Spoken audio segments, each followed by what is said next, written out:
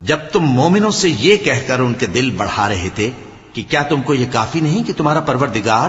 3000 فرشتے نازل کر کے تمہیں مدد دے؟ ہاں کیوں نہیں، اگر تم دل کو مضبوط رکھو اور نافرمانی سے بچتے رہو